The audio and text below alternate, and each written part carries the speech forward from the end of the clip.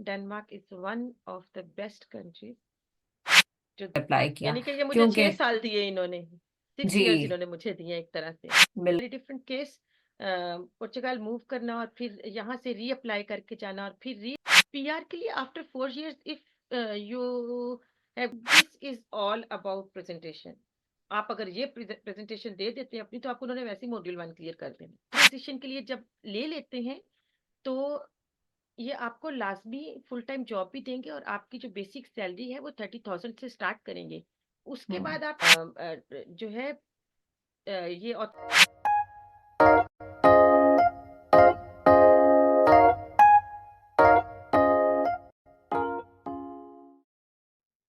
Assalamualaikum and welcome back to my channel. I am Dr. अतूफ़ा Kaleem और आज मैं बहुत ज़्यादा खुश हूँ क्योंकि मैंने आपकी फीडबैक और आपकी डिमांड के मुताबिक वीडियो बनानी है। जी हाँ, हमारे साथ मौजूद हैं पाकिस्तान से एक नर्स जो यहाँ आए हुए हैं इस ऑथराइजेशन वीज़े पे ही, जिस पे डॉक्टर्स और बाकी मेडिकल प्रोफेशनल्स यहाँ पे आ रहे हैं डेनमार्क में प्रैक्टिस करने के लिए। तो उनको आए हुए काफ़ी अरसा भी हो चुका है और हम उनसे गाइडेंस लेंगे। उनसे हम पूछेंगे कि वो किस तरह आई और कैसे उनको पता चला यहाँ का, और फिर क्या-क्या उनको मुश्किलात आई यहाँ पे आकर, क्योंकि काफ़ी अरसे से यहाँ पे मौजूद हैं वो और लैंग्वेज भी कर चुकी हैं। तो हमारे लिए ये अच्छी बात है कि हमारा उनसे राब्ता हुआ, क्योंकि मुझे बहुत ज़्यादा डिमांड आ रही थी कि नर्स के लिए वीडियो बनाई जाए। और आप सब जानते हैं कि जैसे डॉक्टर ज़्यादा हैं माशाल्लाह, नर्सेस भी बहुत ज़्यादा हैं। तो हम सब अच्छे से अच्छे की अपॉर्चुनिटी की तलाश में रहते हैं और डेनमार्क एक बहुत अच्छी ऑप्शन है उसके लिए। नर्स के लिए कोई गाइडलाइंस यूट्यूब पर या इंटरनेट पे अवेलेबल नहीं है। तो हमारी वीडियो इंशाल्लाह इस गैप को फिल करेगी। तो चलते हैं वीडियो की जानिब और वेलकम करते हैं। जी, हमारे साथ मौजूद हैं पाकिस्तान से एक नर्स जो कि यहाँ पे आए हुए उनको काफ़ी अरसा हो गया है और वो इस सिस्टम में माशाल्लाह इन है काफ़ी अरसे से। और हमें मालूम था, लेकिन कुछ पता नहीं क्या वजह थी कि हम मुलाकात नहीं हो पाई और हमें आइडिया नहीं हुआ कि हमारे इतने क्लोज में जो है एक नर्स है और हम उनसे इंटरव्यू कर सकते हैं। तो मैडम आफिया हमारे साथ मौजूद हैं। Welcome Afiya. Thank you so much doctor Atufa. Afiya thank you. Tajammul. Afiya Tajammul, yes. Hmm. तो हम आज का सेशन उर्दू में रख रहे हैं। इंशाल्लाह अगर हमारे पास डिमांड आई तो हम फिर इंग्लिश में हम अपना सेशन नेक्स्ट कर लेंगे। तो बहुत खुशी हुई आपको अपने प्रोग्राम में मुझे इनवाइट करके, क्योंकि बहुत ज़्यादा डिमांड आ रही थी कि किसी नर्स से आप जो है इंटरेक्ट करें और उनका इंटरव्यू अपलोड करें। तो आई एम हैप्पी के लोगों के फीडबैक के मुताबिक हम आपसे आज इंटरव्यू कर रहे हैं। तो कैसी हैं आप? Thank you so much doctor Atufa, introduce करवाने के लिए मुझे। मैं बिल्कुल ठीक ठाक हूँ, शुक्र है। और होपफुली आप भी ठीक होंगी और सब लोग भी ठीक होंगे, वो नर्सिस हों, डॉक्टर हों, मेडिकल जी स्टाफ जितना भी हो। और thank you so much for invitation कि आपने मुझे इनवाइट किया ताकि मैं अपना एक्सपीरियंस शेयर करूँ आपके साथ। और जी hopefully it will work to understand yes the system as well, कि जी सिस्टम में कैसे मैं 2020 में दिसंबर में यहाँ पर मूव की थी और अभी मैं यहीं पर ही हूँ। ठीक है। तो आप किस तरह आई, आपको पता कैसे चला कि डेनमार्क जाया जाए? मैं एक बात यहाँ पे कहना चाहूंगी कि लोग हमसे पूछते हैं कि हमें डेनमार्क आना चाहिए या नहीं।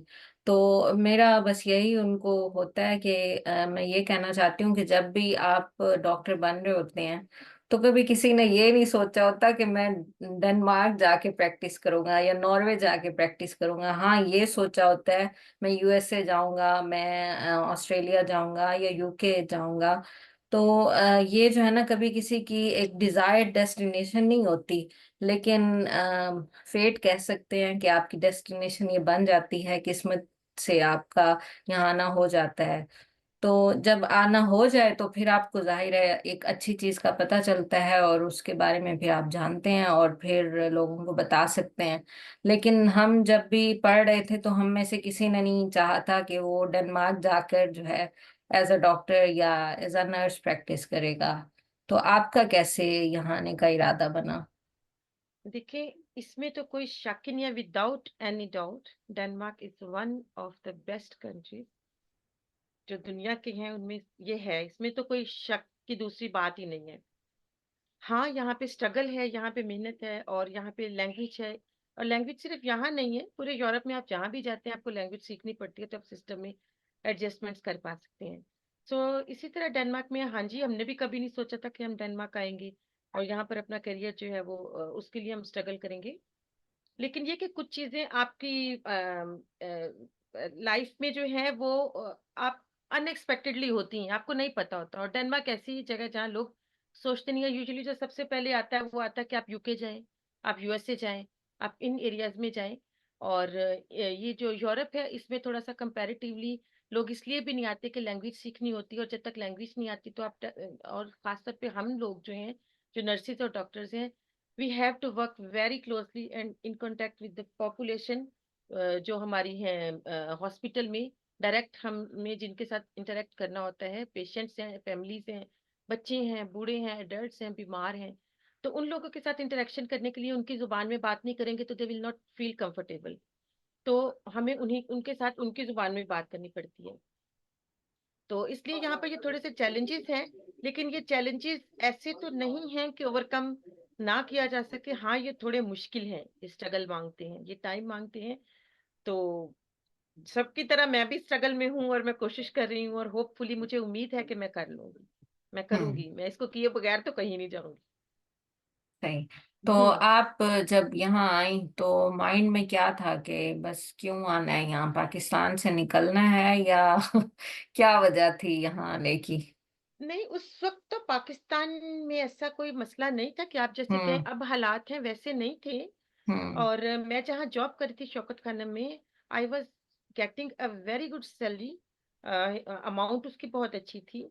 और एक अच्छे सिस्टम में मैं थी। लेकिन ये है कि फिर भी लाइफ जो है ना, अब अगर आप ये कहना कि मैं डेनमार्क में यहीं पे स्टिक होना चाहती हूँ, मैं नहीं होना चाहती।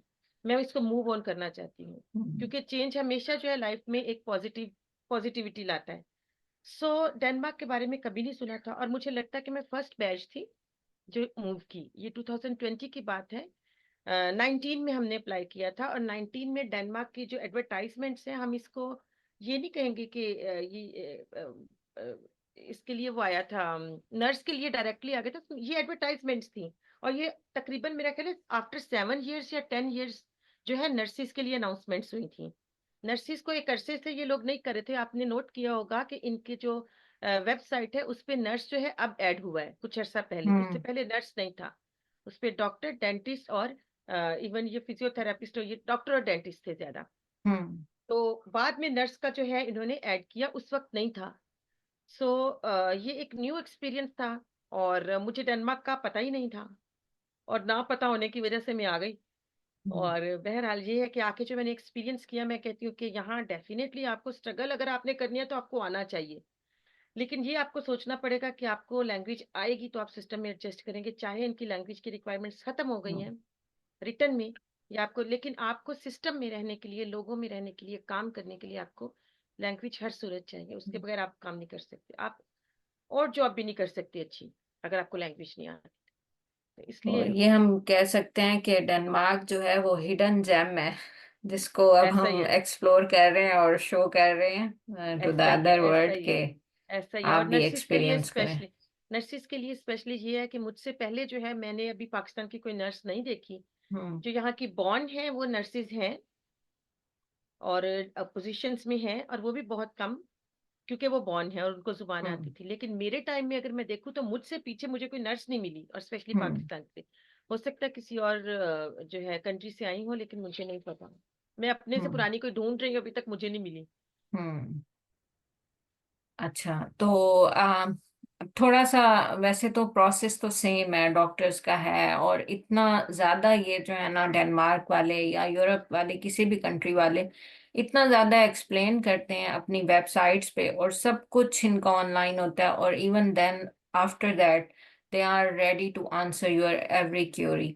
तो फिर भी हम लेकिन एक गो थ्रू कर लेते हैं प्रोसेस से कि कैसे आपने प्रोसेस किया।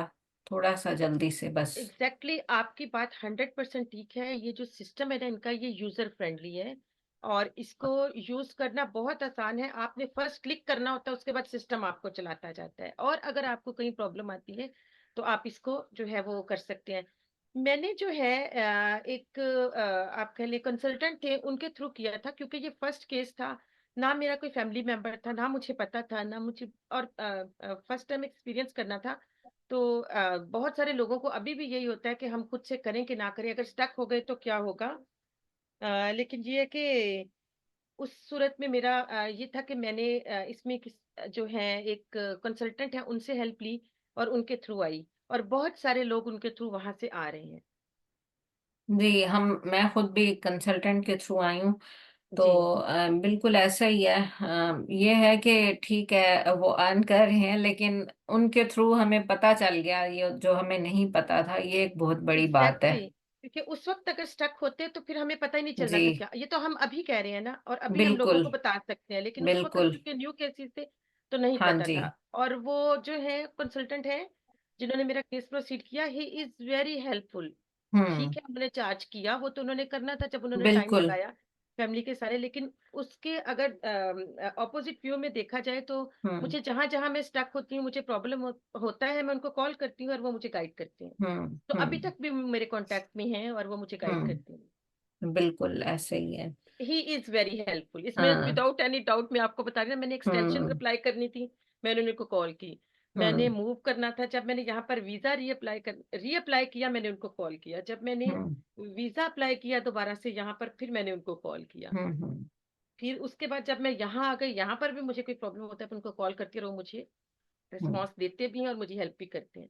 इसलिए मुझे तो बिल्कुल वो उसमें नहीं रहा कि मैंने क्यों किया, मुझे नहीं करना चाहिए था। हम्म। ठीक है, बस जो हो गया वो हो गया। लेकिन अब आने वालों को हम हम्म। कहते हैं कि चार्ज भी ज्यादा कर रहे हैं हम्म। वो लोग वहां से। और डिफरेंट कंपनीज जो है वो उनकी चार्जिंग फीस डिफरेंट है और वो बढ़ती जा रही है। तो अब बेहतर है हम्म। कि आप लोग खुद अप्लाई करें। अब हम कह रहे हैं कि ये यूजर फ्रेंडली सिस्टम है, सिस्टम बहुत इजी है। हम्म। और इसको अगर आप करेंगे तो आप अपना 6 से 7 से 8 लाख जो है वो आसानी से बचा सकते हैं बिल्कुल। पाकिस्तान की पीआर से। और चेंजेस भी थोड़े से आ गए हैं ना, कि फीस अब अप्लाई हो गई है, जिसकी वजह से महंगा इटसेल्फ ये हो गया ये प्रोसेस। जी, उस वक्त ऐसा नहीं था, उस वक्त ऐसा कोई नहीं फीस था। नहीं थी, कोई फीस असेसमेंट्स जो है नहीं थी। वैसे ही हुई थी। बिल्कुल और ऐसे ही लेटर है। आने तक कुछ भी नहीं दिया गया था। बल्कि जी। मेरा ख्याल है इस तरफ से तो कुछ भी नहीं किया गया था। हम्म। जो उनको दिया था उधर वालों को ही दिया था, बस कंसल्टेंट हम्म। को। इधर इधर से कोई चार्ज नहीं हुआ था। बिल्कुल ऐसे ही सब है। कुछ अभी हुआ है जी, 2024 में। बिल्कुल ऐसे ही मेरी है। लाइफ का थोड़ा सा डेनमार्क में एक्सपीरियंस डिफरेंट भी रहा। और वो इस तरह हम्म। से कि 3 इयर्स के वीजा में मैं जो इनके रिक्वायर्ड बैंड्स थे, जो रिक्वायर्ड कैरेक्टर्स लेने थे, 7, 7, 10, वो मैं नहीं अचीव कर पाई थी। और उसके भी रीजंस बहुत स्ट्रांग थे, क्योंकि कोरोना का टाइम था जब मेरा वीजा मिला मुझे। तो अगर ये जनवरी में मुझे मिला था, 15 जनवरी 2020 में, तो मेरा 6 मंथ्स के बाद वीजा लगा, जुलाई में। वो मेरा हम्म। टाइम 6 मंथ्स जो है वो खत्म हो गया। फिर मैं अगर वो अप्लाई करती थी टिकट्स लेने के लिए, तो मैं नहीं कर पा सकती थी। और फिर कोरोना का खौफ इतना था कि आप कहीं निकलोगे, फैमिली है, मेरे बच्चे हैं, उनको छोड़ के जाना। सो मैं ये टिकट और इस सिलसिले में भी मैं अपनी फैमिली के प्रोसेस का वेट करती रही। सो मुझे दिसंबर आ गया। सो मेरा 1 साल वहीं हुआ। मैं यहाँ जब मूव कर गई हूँ, तो यहाँ अकेले आके कुछ एडजस्टमेंट्स नहीं हो रही थी, कुछ प्रॉब्लम्स थे। सो मुझे पाकिस्तान जाना पड़ा वापस। तो वो 4 मंथ्स में दोबारा गई और फिर मैं वहां रह के आई। सो 1.5 years तो ऐसे मेरा निकल गया। क्लासेस शुरू की तो ऑनलाइन क्लासेस थी, स्कूल जो यहाँ पे थे वो भी ऑनलाइन क्लासेस थी। ऑनलाइन क्लासेस जो है वो these are not as effective as physical. तो अगर आप फिजिकल क्लासेस लेते हो, टीचर के साथ इंटरेक्शन जो होता है वो, अब मुझे लगता है कि वो एक गैप आया मेरे बेसिक्स में। सो उसमें से भी स्ट्रगल करते करते ये है कि मैं नहीं स्कोर कर पाई। तो मेरा वीजा खत्म हो गया और मुझे यहाँ से जो है वो एग्जिट के लिए कह दिया गया कि आप यहाँ से एग्जिट कर जाएं, आप अपना टारगेट अचीव नहीं कर पाई। सो एग्जिट करने के लिए मुझे ये था कि मैं फिर पुर्तगाल मूव की। And this is also very different case. Portugal move करना और फिर यहाँ से रीअप्लाई करके जाना, और फिर रीअप्लाई में आपको महीने बाद ही, अगर मैं यहाँ से फेब में मूव की थी तो मुझे मार्च में फिर से डीपीएसए ने लेटर दे दिया था, डेनिश पेशेंट सेफ्टी अथॉरिटी ने, तो ऑथराइजेशन के लिए। तो वो उस वक्त मैं एलिजिबल तो थी 2000 आने। Which year? 2023। ओके। लेकिन मैं यहाँ मूव नहीं कर पा सकती थी, क्योंकि एकदम से अभी आप एक मुल्क से निकलते हो और फिर हम्म। दूसरे मुल्क मूव करते हो, फिर वहाँ के एक्सपेंसेस, और फिर दोबारा यस। से टिकटें करवाना और अपने वीजाज अप्लाई हम्म। करना और स्टेटमेंट्स शो करना, this was not easy at all. So मैंने इसको थोड़ा सा पॉज लिया हमने, और हमने वहां पर थोड़ी स्ट्रगल की। उधर मैंने रह के अपना जो है पोर्चुगीज लैंग्वेज जो है A1 A2 उसका जो लेवल है वो मैंने किया अपना, क्योंकि उस वक्त हमें नहीं अंदाजा था कि क्या होगा, और मैं मूव करूंगी, फैमिली मूव करेंगे, कब करेंगे। सो हमने वहां के लिए चूंकि स्ट्रगल करनी थी, तो वो ये था कि अगर हम पासपोर्ट तक पहुंचते हैं तो this was one of the requirement कि आप जो है आपकी लैंग्वेज होनी चाहिए। सो मैंने A1 A2 लेवल कंप्लीट किया, और वहां पर मेरे बच्चों की बेस पे जो है हमने उस आर्टिकल में रहते हुए हमने अप्लाई किया वहां के लिए, और हमें वहां के भी कार्ड्स मिल गए, रेजिडेंस कार्ड, TRC उसको कहते हैं, टेम्पररी रेजिडेंस कार्ड, वो भी हमें मिल गए। फिर हमने, चूंकि यहाँ पे ऑलरेडी मेरे पास था, मैंने यहाँ के लिए वीजा अप्लाई किया, और यहाँ पे जो है फिर हम मूव कर गए। And this was all about, ये एक ऐसी जर्नी है जो थोड़ी सी कॉम्प्लेक्स भी है, लेकिन ये है कि ना डेनमार्क मुझे छोड़ता, ना मैं डेनमार्क को छोड़ रही हूँ, तो बस यही चल रहा है हमारे दरमियान। ये जो आपने बात कही है इसमें मैं तो डिस्क्लेमर देना चाहूंगी यही कि आप one of the unique case हैं, ये कि आपका वीजा एक्सपायर हो गया और उसके बाद आपने अगेन एक्सटेंशन के लिए अप्लाई किया। जो हमें 3 इयर्स का वर्क परमिट दिया जाता है वो आपका पूरा हो गया, लिमिट रीच हो गई, और फिर आपने अगेन एक्सटेंशन के लिए अप्लाई किया। यानी कि ये मुझे क्योंकि 6 साल दिए इन्होंने, 6 इयर्स जी इन्होंने मुझे दिए एक तरह से। बिल्कुल, क्योंकि बहुत सारे मेरे पास ये क्वेश्चन आते हैं और लोग भी इस बारे में बहुत ज्यादा ना ब्लैंक होते हैं कि अगर हमारा वीजा एक्सपायर हो जाएगा, एक्सटेंशन मिलेगी या नहीं, या क्या होगा अगर वर्क परमिट 3 साल में अगर हम नहीं कर पाते लैंग्वेज, तो क्या होगा। तो लेकिन यहाँ पे आप ये भी क्लियर कर दें कि अब इतना ज्यादा छूट नहीं है, इतनी ज्यादा अ, जैसे आप एक्चुअली मुझे बता रही गवर्नमेंट थी। डेनिश गवर्नमेंट जितनी स्ट्रेट फॉरवर्ड है उतनी फ्लेक्सिबल भी है। ये हम्म। लोग आपको जिस हद तक फैसिलिटेट कर सकते हैं ये आपको करते हैं। हम्म। और जैसे मैं अभी कहूँ कि इस वक्त मैंने, अगर अपनी लैंग्वेज में अगर आप मेरे से पूछना चाहेंगी, तो लैंग्वेज में मेरा ये है कि PD3 में मैंने मॉड्यूल 3 जो है वो क्लियर नहीं हुआ था, तो मैं PD2 में कर रही हूँ। PD2 के 5 मॉड्यूल्स मैंने कर लिए हैं, और 6 मॉड्यूल का मैंने एग्जाम देना है नवंबर में अभी। और उसके अलावा मैंने FVU जो है वो शुरू किया, उसकी चिन इट जो है, FVU is the greatest education जो आपको स्टेट जो है वो ऑफर करती है। So free. मेरा जो जी। वो एम तो मेरा डेनिश सीखना है।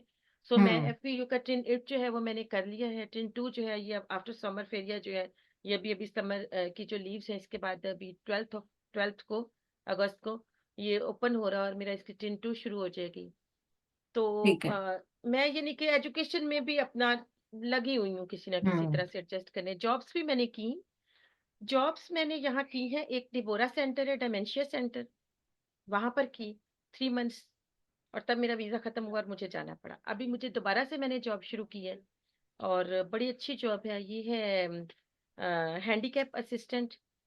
और बहुत अच्छी जॉब है, this is one of the good job in Denmark, कि आपको और जॉब से निकल के आपको हेल्थ केयर प्रोफेशनल्स वाली जॉब जो है वो ऑफर हो, तो डेफिनेटली इसके इंटरव्यूज जो है वो डेनिश लैंग्वेज में होने हैं, और आपको क्लियर भी करना है। तो ये सब कुछ हुआ और मैं इसमें से क्लियर की। और ये सब कुछ बताने का मकसद ये है कि आप कर सकते हैं, सब कुछ कर सकते हैं। हाँ, थोड़ा हम्म। टाइम लगता है, थोड़ी डिफिकल्टीज हो सकती हैं, लेकिन हम्म। अगर आप अपने गोल पे फोकस्ड हैं तो आप रहें। कामयाबी जो है वो ऊपर वाला देता है, मेहनत हमने हम्म। करनी होती है। तो हम मेहनत कर रहे हैं, तो होपफुल है कि कामयाबी मिलेगी हमें। बिल्कुल, इंशाल्लाह। लेकिन मैं ये चाह रही थी कि आप क्लियर कर दें, जैसे आप अभी मुझे बता रही थी कि एक और है आपकी कुलीग, उनका भी वीजा एक्सपायर होने वाला था वर्क परमिट, तो उनको इन्होंने स्ट्रेट फॉरवर्ड नो कर दिया है, तो जी, वो भी अब ये बताते चलें आप। अब ये कह रहे हैं कि ये जो रीअप्लाई है, रीअप्लाई और दोबारा से यहाँ डेनमार्क में एंट्री के लिए इसका जो गैप है वो 2 इयर्स का होना चाहिए। हम्म। यानी कि इतना का टाइम फ्रेम हुआ है, आप तो आपकी दोबारा डेनमार्क में एंट्री होगी। ये भी एक यूनिक केस रहा कि मैं जो थी यहाँ पे मूव कर गई, और बस आप इसमें, मेरी कोई वो नहीं है, ये एक किस्मत है और लक है, और समझे कि आपका ऊपर वाला साथ दे रहा है, तो आप इसमें से निकलते जा रहे हैं। लेकिन ये है कि अब ये नहीं कर रहे हैं ऐसा। बस अब इन्होंने वो आपकी भी रूल चेंज कर एडवाइस तो दिए हैं। यही होगी कि जो जितना आपको टाइम मिला है आप उसी में ही लैंग्वेज और एग्जाम क्लियर करने की कोशिश करें। अगर अभी भी नर्सेस ये समझते हैं या समझेंगे कि लैंग्वेज के बगैर उनको यहाँ पर ले लिया जाएगा, तो अभी तक तो ऐसा नहीं है। मुझे हम्म। नहीं पता फ्यूचर में कोई रूल हो जाए, पास कर दें या ले लें किसी बैच को या कुछ कर लें, अपनी फ्लेक्सिबिलिटीज ले आए। अभी तक ऐसा नहीं है, आपको ऑथराइजेशन में अभी भी वो नहीं ले रहे। आपकी जो हम्म। असेसमेंट उन्होंने करनी है, वो जब तक आप लैंग्वेज नहीं करेंगे, फ्लुएंट नहीं होंगे, कम्युनिकेशन में अच्छा नहीं बोलेंगे और रिटर्न में भी इनको प्रेजेंट नहीं करेंगे कुछ, आपको ये नहीं लेते। वो भी बहुत रेयर केसेस होंगे जिनको मिल जाती हैं जॉब्स या ले लेते हैं, या हो सकता है। और ये भी आपके एक्सपीरियंस और आपकी लक है। होता ये है कि जब आप किसी जगह अप्लाई करते हैं, डिपेंड करता है कि उनको नीड कितनी है। अगर तो उनको इतनी नीड है कि वहां बंदा ही नहीं है, तो डेफिनेटली वो आपको हम्म। रख लेंगे। लेकिन अगर हम्म। उनके पास सब लोग पूरे हैं और उनके पास ऑप्शन ज्यादा हैं, 3 या 4 या 5 लोग हैं, तो वो उसको लेंगे चूज जो आपसे बेहतर बेस्ट है, हो। जो बिल्कुल। बेस्ट हो। एग्जैक्टली। सो ये हम्म। आपकी एक्सपीरियंस और आपकी लक है। हम्म।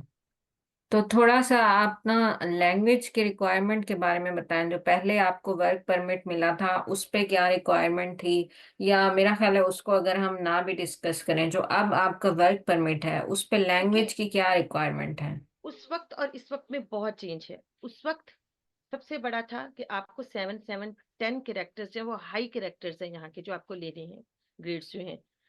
और उस वक्त ये था कि आपको वर्क परमिशन नहीं थी, आपको घर पे रह के पढ़ना ही था।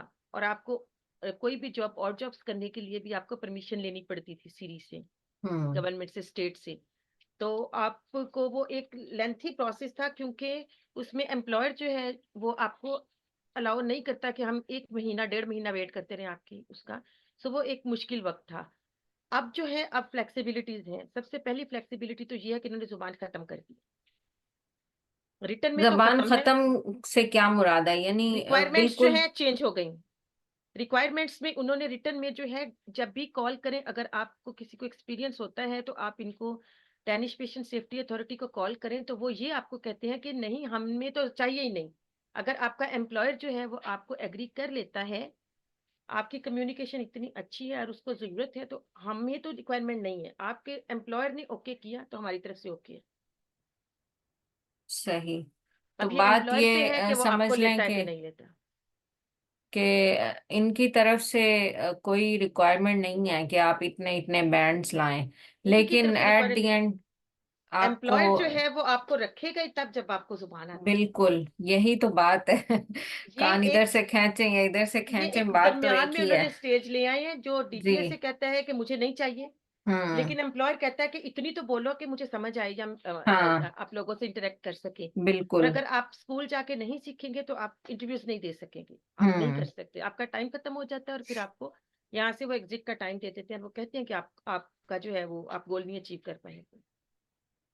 तो लेट मी क्लियर अगेन कि जो भी नॉन नॉन यूरोपियंस या एशियन में पाकिस्तानी कह लें या इंडियन बांग्लादेशी जो भी नर्सेज आना चाहती हैं यहाँ पे, उनको लैंग्वेज की requirement as such in the documents कोई नहीं है यहाँ पे कोई नहीं है, आके एज कोई अ नहीं है। नर्स प्रैक्टिस करने के लिए। लेकिन अ, आपको प्रैक्टिकली आनी चाहिए। अगर आप नहीं जी। सीख के आएंगे तो आप और जॉब भी नहीं मिलेगी आपको। हम्म। हेल्थ केयर प्रोफेशनल्स में तो आपको नहीं मिलेगी, आपको बाकी जॉब्स मिल जाएंगी, लेकिन आपको ये नहीं मिलेंगी, क्योंकि आपको हम्म। जुबान नहीं आती। आप इमेजिन कर सकते हैं कि अगर आप जाते हैं किसी भी जगह पे और वहां के लोगों को समझ नहीं पाते, तो इस प्रोफेशन में तो ये चल ही नहीं सकता कि आपको ना आए और आप बता ना सकें। हम्म। तो ये इतना इम्पोर्टेंट है।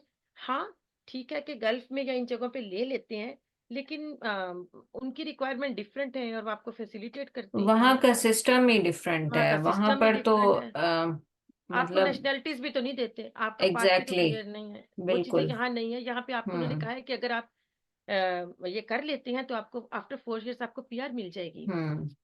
आप अच्छा, पासपोर्ट तो चेंज कर सकते। लैंग्वेज तो रिक्वायर नहीं है, अब जो नर्स आते हैं नो, उनको लैंग्वेज रिक्वायर नहीं है, तो उन्होंने एक एग्जाम फिर भी देना है, मेडिकल एग्जाम है या असेसमेंट ईयर पास करना है, क्या है यहाँ रिक्वायरमेंट फिर? नर्स के लिए कोई एग्जाम नहीं है, मेडिकल का भी कोई अच्छा। एग्जाम या कुछ भी अच्छा। नहीं है। नर्स के लिए सिर्फ जुबान सीखनी है, इंटरव्यू देना है। आपको एम्प्लॉय रख लेता है तो आपकी इवैल्यूएशन होगी फॉर 6 मंथ्स। उस इवैल्यूएशन में अगर एम्प्लॉयर कह देता है कि आपकी पॉजिटिव इवैल्यूएशन है, तो आपको ऑथराइजेशन मिल जाएगी आफ्टर 6 मंथ। अगर आपको कहते हैं नेगेटिव इवैल्यूएशन है तो भी आपको रोकेंगे नहीं। आपके पास अगर रिमेनिंग टाइम है इम्प्रूव तो आप करने का अपने फिर टाइम से देंगे। इम्प्रूव हम्म। करने का टाइम देंगे। आप उस अपने जो अगला टाइम है उसको हम्म। करें। अ, और अगर आप सिस्टम के अंदर ही होते हैं तो आपका वीजा एक्सटेंड भी हो जाएगा इवन। हम्म। तो हम एक अगर टाइम लाइन बनाएं तो यूं हो सकता है कि अगर कोई वहां से भी सीख कर आना चाहे लैंग्वेज, या यहाँ भी आके सीखे, लेकिन वो इतनी लैंग्वेज सीख ले कि उसको वो अपना एज अ नर्स यहाँ पे जॉब कर सके। उसमें यह है कि आप डेली लाइफ की सीखें और जाहिर है कि मेडिकल से देखिए, रिलेटेड जो सीखें।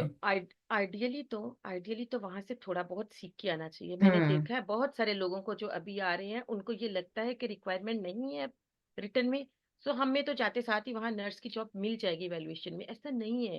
लोग वहां हम्म। से नहीं सीख के आ रहे क्योंकि वो रिटर्न में जब देखते हैं कि लिखा ये हुआ है तो वो उसको बॉदर ही नहीं करे कि हम सीख के आए। लेकिन जब वो हम्म। यहाँ आते हैं तो उनको पता चल जाता है बहुत जल्दी। वो ये असेस कर लेते हैं कि भाई यहाँ तो आपको कोई लिफ्ट ही नहीं करा रहा। तो ये थोड़ा-सा मैं इनफॉर्मल सी लैंग्वेज कर रही हूँ कि आप वाक़ई यहाँ पर आपको मुश्किल हो जाती है सिस्टम में एडजस्ट करने में। आपको आपको लैंग्वेज नहीं आती तो उसमें हैं डेंजर ज़ोन में चले जाएँगे। हम्म। वो टाइम लगेगा और 3 इयर्स आपका इतना टाइम है कि उसमें आप अपने आप को एडजस्ट करेंगे।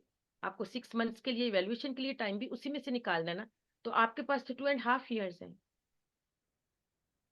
ठीक है। तो बल्कि ये भी एक है ना कि जो वहां से आ रहे हैं विदाउट लर्निंग एनी लैंग्वेज, उनको ये भी देखना चाहिए कि यहाँ पे और बहुत सारी नर्सिस ऐसी बैठी हैं जो, या बैठे हैं जो लैंग्वेज सीख कर बैठे हैं और जी, इवैल्यूएशन वाली जॉब के लिए वो बार बार अप्लाई कर रहे हैं। और ना जी, सिर्फ यहाँ के एशियन हैं, बल्कि यूरोप से काफी ज्यादा जो है नर्स हैं या मेडिकल प्रोफेशनल्स आए हुए हैं यहाँ पे, यूक्रेन के हैं। तो आपके कॉम्पिटिटर हैं, आप उनको यानी जहन जी। में रख के आए। ऐसा ही है, ऐसा ही है। लेकिन ये कि समझे हर ये इंडिविजुअल स्ट्रगल है। हम्म। ये हम किसी को देख के नहीं कह सकते कि उसको मिल रही है तो मुझे भी मिल जाएगी या मुझे हम्म। नहीं मिली तो उसको भी नहीं मिलेगी। यहाँ इंडिविजुअल स्ट्रगल है और हर किसी का अपना एक एक्सपीरियंस है। सो आपने अपने लिए सिस्टम में एडजस्टमेंट के लिए आपको हम्म। ये सीखना है। लैंग्वेज आपको आनी चाहिए, आपको वैसे भी आनी चाहिए ना रहने के लिए भी, यहाँ लोगों के से इंटरेक्ट करने हम्म। के लिए। तो कोशिश करें कि वहां से सीख के आए, एटलीस्ट बेसिक सीख के आए। उसके लिए कुछ एप्स हैं, कुछ आप गाइडेंस लें, इंटरनेट से डेफिनेटली ले सकते हैं। और अगर वहाँ पे कोई आपका कोई ऐसा जानने वाला है या कोई कोई करवा रहा है तो आप उसको अवेल करें, क्योंकि अगर आपको अपनी प्रेजेंटेशन आती है करवाना तो आप मॉड्यूल 1 आसानी से क्लियर कर सकते हैं। आके जहाँ हम्म। इंटरव्यू दें आप उसमें अपने आप को प्रेजेंट करें कि मेरा नाम ये है और मैं यहाँ से आया हूँ और मैं मैरिड हूँ, मेरे इतने बच्चे हैं, मैं फैमिली के साथ मूव किया हूँ, मैं यहाँ पर रहता हूँ, मेरा टेलीफोन नंबर ये है, मेरा एड्रेस ये है। This is all about presentation. आप अगर ये प्रेजेंटेशन दे देते हैं अपनी तो आपको उन्होंने वैसे ही मॉड्यूल 1 क्लियर कर देना। आपका हम्म। टाइम बच जाएगा। बिल्कुल, फिर मॉड्यूल 2 में आपको रख देंगे वो। आपको मॉड्यूल 2 में यहाँ पे वैसे भी लोग आए हैं पाकिस्तान से जो डायरेक्टली आए हैं। बिल्कुल। उन्होंने इंटरव्यू दिया है और वो मॉड्यूल 2 में चले गए हैं। बिल्कुल ऐसे ही है। मेरी अपनी 2 फ्रेंड्स हैं जानने वाली, उनसे कभी इंटरव्यू कर लेंगे इसी तरह। उन्होंने भी ऐसे ही वहां से सीख के आए, दोनों फ्रेंड्स हैं, और वो यहाँ आके उन्होंने प्रेजेंटेशन दी और मॉड्यूल 2 में एडमिशन हो गया उनका। ऐसा ही है, ऐसा ही है। तो हम्म। आप कोशिश करें कि वहां से सीख के आए ताकि आपके आपका टाइम भी बचे और आप जल्दी सिस्टम में एडजस्ट हो जाए, जल्दी लैंग्वेज आ जाए आपको। बिल्कुल। अच्छा, तो जॉब जो हमने, आपने एज अ नर्स करनी है वैल्यूएशन के लिए, वो मिलना कितना, यानी अब जैसे आप जॉब कर रही हैं इसमें तो आपकी वैल्यूएशन एज अ नर्स नहीं हो रही ना। नहीं, अब नो। किसी को एज अ नर्स जॉब मिली है लेकिन उसको उसी में वैल्यूएशन भी मिल जाएगी, या उसके लिए कोई सेपरेट जो है वो रिक्वायरमेंट्स हैं? उसको नर्स की जॉब मिलेगी नहीं ना। उसको नर्स की जॉब नहीं मिल सकती क्योंकि जब तक उसके पास ऑथराइजेशन नहीं है वो एक लाइसेंस नर्स नहीं है। ओके। उसको ऑथराइजेशन उस वो 6 मंथ्स की इवैल्यूएशन करवाएगी तो उसको ऑथराइजेशन मिलेगी। ऑथराइजेशन मिलेगी तो वो नर्स की जॉब करेगी। नर्स की हम्म। जॉब ऑफर हो ही नहीं सकती, वो रखेंगे ही नहीं। तो आपको इवैल्यू इवैल्यूएशन किस किस जॉब में होती है? बेसिकली उसकी रिक्वायरमेंट क्या है? इवैल्यूएशन के लिए इनका एक अलग डिपार्टमेंट है जिसको आप उसमें जॉब्स जो हैं वो आपको इंट्रोड्यूस करवाते हैं। और अगर आपने एग्जाम क्लियर होता है ना, अगर PD2 की अब रिक्वायरमेंट्स नहीं है, PD3 की, लेकिन अगर आपने पास किया होता है ना तो आप प्रायोरिटी बेस पे चले जाते हैं। बाकी लोगों को ठीक। पीछे रख के आपको पहले उसका चांस मिल जाता है। ठीक तो है। आप PD3 अगर आपने किया हुआ है और विद 2 कैरेक्टर्स, लाज़मी नहीं हुँ, आप हुँ, 7-7-10 लें, आप सिर्फ पासिंग लें। हुँ, इससे आपको 2 फ़ायदे होंगे पास करने के। एक तो ये कि आपको नर्स की वैल्यूएशन मिल जाएगी, दूसरा आप पीआर के लिए रेडी हैं। सही। पीआर के लिए रेडी हैं, ये कैसे वो ये भी बता दें पीआर की क्या रिक्वायरमेंट है नर्स के लिए? पीआर के लिए after 4 years if you have gotten your authorization आपको मिल गई है, तो आप आफ्टर 4 इयर्स जो है आप एलिजिबल होते हैं कि आप अप्लाई करें पीआर के लिए। और अगर सही, आपने पीआर के लिए अप्लाई करना है तो आपने अगर ये 2 कैरेक्टर के साथ भी PD3 पास किया हुआ है, तो आप को मिल जाएगी वो पीआर मिल जाएगी, अलाउ हो जाएगी। ठीक। यानी आपकी authorization as a nurse require है आपकी पीआर के लिए, और आपका PD3 का बस पास करना रिक्वायर है। एग्ज़ैक्टली 2 नंबर्स के साथ, 2 हम्म। कैरेक्टर्स के साथ। और 4 इयर्स भी होना रिक्वायर है, 4 इयर्स यहाँ रहना। वो पीआर वो तो इनका एक एक बेसिक रूल है कि पीआर जो है वो आप आफ्टर 4 इयर्स आप अप्लाई कर सकते हैं, अगर आपने PD3 पास किया हुआ है तो। अगर आपने हम्म। PD2 किया हुआ है तो वो मेरा ख्याल है 8 इयर्स है। यस, 8 इयर्स है बिल्कुल। जी, तो वो आप कोशिश करें कि PD3 कर लें, तो आपका टाइम फ्रेम ज़रा वो हो जाएगा कि आपको दोनों चीज़ें मिल जाएँगी, आपको हम्म। इवैल्यूएशन के लिए जगह भी मिल जाएगी और आप उसके लिए भी रेडी हो जाएँगे, पीआर के लिए भी। लेकिन अगर आप नहीं कर सकते, किसी भी रीज़न के साथ स्टक हो जाते हैं, ड्रैग हो जाते हैं PD2 में, तो एट लीस्ट PD2 ज़रूर करें, वो भी आपको हेल्प करेगा। तो आप मंथली सैलरी का या इनकम का उनका रिक्वायरमेंट तो जो नहीं है देखिए नर्स के लिए? मिलती है, फुल टाइम जॉब है और आपको जो है ये ऑथराइज़ेशन के लिए जब ले लेते हैं, तो ये आपको लाज़मी फुल टाइम जॉब भी देंगे और आपकी जो बेसिक सैलरी है वो 30,000 से स्टार्ट करेंगे। उसके हम्म। बाद आपका एक्सपीरियंस काउंट होगा 30 के ऊपर जो है। ये सारी चीज़ें देखिए पर्सनली मैंने नहीं की, ठीक है? मैं इसमें नहीं गई, मैंने अपने दोस्तों से सुना, जो मेरे दोस्त थे जो इसमें मूव किए, ये सब उनसे पता चलता है मुझे कि इसकी जो स्टार्टिंग है वो 30,000 है और उसके ऊपर आपका जितने साल का एक्सपीरियंस है उसको ये लोग काउंट करते हैं और उसके अकॉर्डिंगली आपको जो है वो एडजस्टमेंट करते हैं आपकी सैलरी में। तो स्टार्टअप जो है वो आपका 30 से होता है। वहाँ से जो भी मूव करता है ये आप ज़हन में रखिएगा कि वहाँ से मलाई और मक्खन जो है उठा के लाते हैं ये। ऊपर से केक के अच्छा। ऊपर से जो मिलाइयाँ होती है ना वो लेके आते हैं क्योंकि वहाँ के हाँ। हाईली क्वालिफाइड, हाईली एजुकेटेड और हम्म। जो highly cream of cream of the हाँ, नेशन। ऐसे ही है। तो पोज़ीशंस जिनकी अच्छी होती हैं उनको लेके आती हैं। हम्म। तो वहाँ से जब आप इन गाड़ियों और बड़े घरों और इन अच्छी जॉब स्टेटस से निकल के हम्म। आते हैं तो आपको यहाँ पर आके वैसे ही आपको हम्म। समझ ही नहीं आती कि यार आप तो डीवैल्यू अपने आप को हाँ लगता है आपको। बिल्कुल। आप अपना भी अंदाज़ा कीजिएगा, आहिस्ता-आहिस्ता वक़्त के साथ आपको लगेगा हम्म। अभी जॉब्स अलाउ होने से बहुत फ़र्क पड़ेगा। हम्म। अगर आप हम्म। फाइनेंशियली स्ट्रॉन्ग हैं, तो आप फिज़िकली और मेंटली भी स्ट्रॉन्ग हैं। बिल्कुल ऐसा ही है। अगर आप फाइनेंशियली कमज़ोर हैं, तो आप हर तरह से कमज़ोर हो जाते हैं। तो ये थी हमारे साथ पाकिस्तान से nurse madam Afia Tajammul. I hope कि आपको बहुत सारी इंफॉर्मेशन मिल चुकी होगी, जो हमारे नर्सेस हैं और जो भी हमारे मेडिकल प्रोफेशनल्स हैं जो इस बारे में जानना चाहते थे। आई होप कि ये वीडियो उनके लिए काफ़ी ज़्यादा हेल्पफुल साबित हुई होगी। कुछ टेक्निकल प्रॉब्लम्स की वजह से दोबारा से रिकनेक्ट नहीं हो पा रही हमारी मीटिंग और एट द सेंटर, और अभी बहुत सारी बातें रहती थी जो हम इंशाल्लाह नेक्स्ट सेशन में उनके साथ करेंगे। तो ये सिलसिला इंशाल्लाह उनसे बातचीत का चलता रहेगा। उनकी नाइट ड्यूटी थी और इसलिए उनको जाना पड़ा और अभी दोबारा हमारे साथ वो आ नहीं सकेंगी। तो इंशाल्लाह हम नेक्स्ट उनके साथ पार्ट 2 करेंगे इसका। सो आपके लिए भी एक मौका है कि जो क्वेश्चन आप उनसे पूछना चाहते हैं वो क्वेश्चन आप हमारी वीडियो के नीचे दर्ज कर दें और हम अपने नेक्स्ट पार्ट 2 सेशन में उनसे वो क्वेश्चंस पूछेंगे। और आप भी बताइए हमें कि अब आप कौन से मेडिकल प्रोफेशनल से इंटरव्यू देखना चाहते हैं। अभी जो हमारा इन प्रोसेस है और नेक्स्ट आने वाला एक्सपेक्टेड है इंटरव्यू, वो एक फिजियोथेरेपिस्ट के साथ है जो इंशाल्लाह अनकरीब पाकिस्तान से डेनमार्क फ्लाइट है उनकी और मूव करने वाले हैं। जैसे ही वो यहाँ आएंगे तो हम उनसे टाइम लेकर उनका इंटरव्यू आपके साथ शेयर करेंगे और उनके साथ एक मीटिंग रखेंगे। और ये फिजियोथेरेपिस्ट जो हमारे फेलोज़ हैं उनके लिए बहुत ज़्यादा मुफीद साबित होगा, उनके लिए एक उम्मीद की किरण होगा इंशाल्लाह। तो हमारा चैनल देखते रहिए। टेक केयर, अल्लाह हाफ़िज़। और एक बार फिर आफ़िया तजम्मुल साहिबा का बहुत-बहुत शुक्रिया कि उन्होंने अपनी मसरूफ़ियत से, अपनी फैमिली लाइफ़ से और अपनी जॉब लाइफ़ से, बिज़ी स्केड्यूल से टाइम निकाला और हमारे सारे व्यूअर्स के लिए टाइम निकाला और उनको टाइम दिया, उनके डाउट्स क्लियर किए और उनके लिए एक अच्छी-सी वीडियो बनवाई। Thank you so much. अल्लाह हाफ़िज़।